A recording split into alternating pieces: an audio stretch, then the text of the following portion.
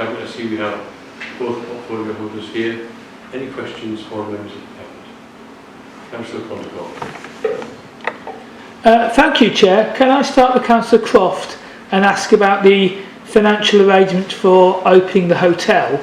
I was fortunate enough to have a tour of the hotel yesterday and understand it around August next year it will open. But I believe that will be a council-owned company that will own the running of the hotel.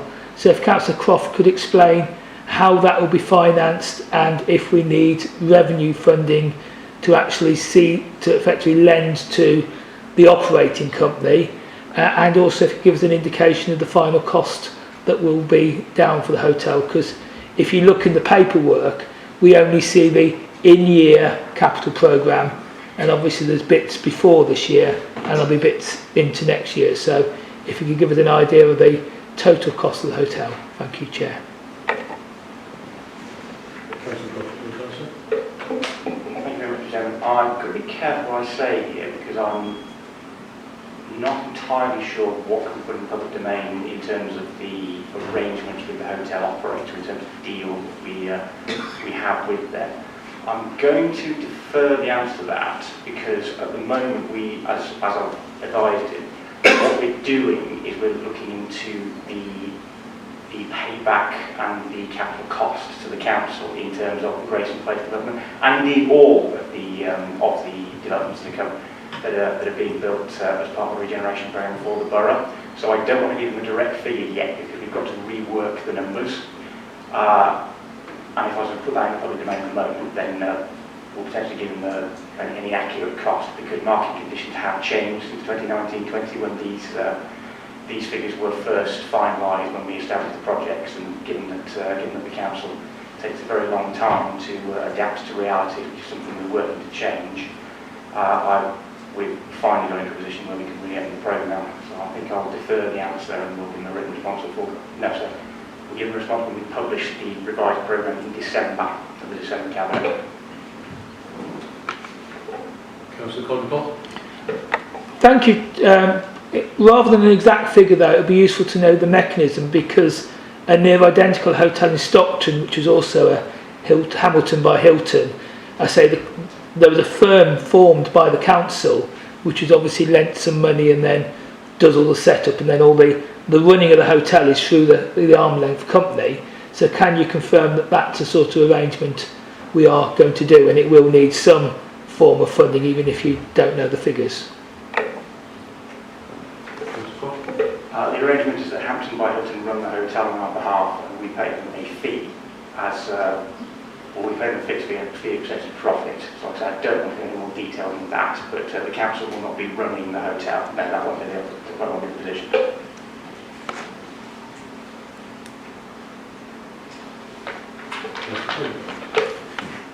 Can I come back now to the question I asked last time about the Bridge to Living project, which is delayed maybe a year or so, and the council's spent about 2 million buying up properties and relocating firms.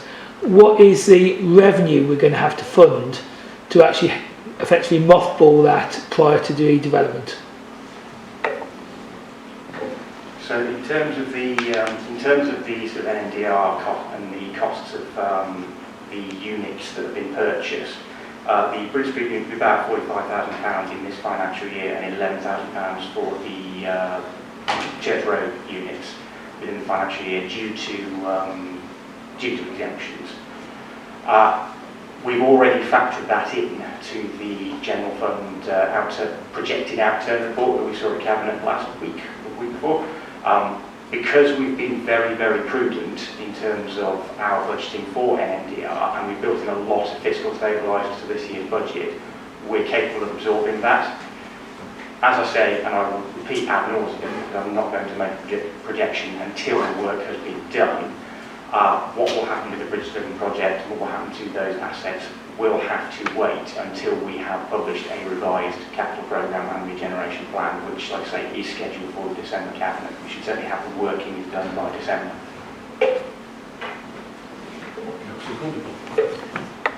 Thanks for those answers, but also myself and the leader of the Labour group will have to start producing a budget.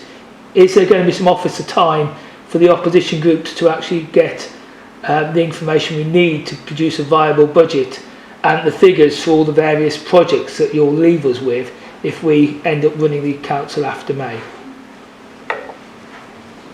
Mr. Chairman, the opposition are always provided with exactly the same support that was given to the Conservative group when we were in opposition. Now, obviously that will depend on when the draft budget is published. I envisage it will not be this side of Christmas because we've had the additional workload on the regeneration programme and the delays we've had through our audit partners.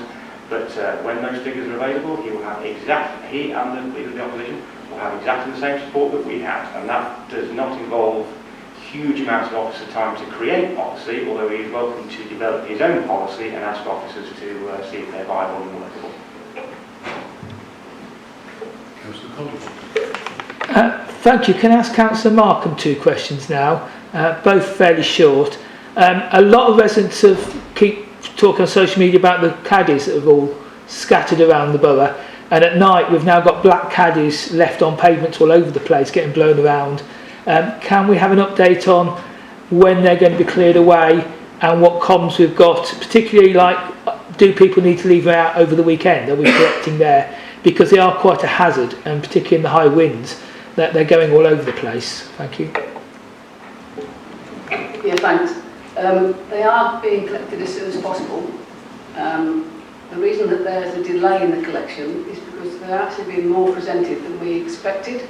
We expected some people to keep them, but everybody seems to want to get rid of them. They need to be left out because we are going out, we're even going out on Saturdays to pick up. So it would be helpful if the residents can stack them, if they've got one with their neighbours, maybe put them together.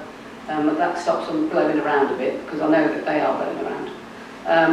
We are going to be extending the collection period as well, and that will be going out on Facebook, social media, and also in the press.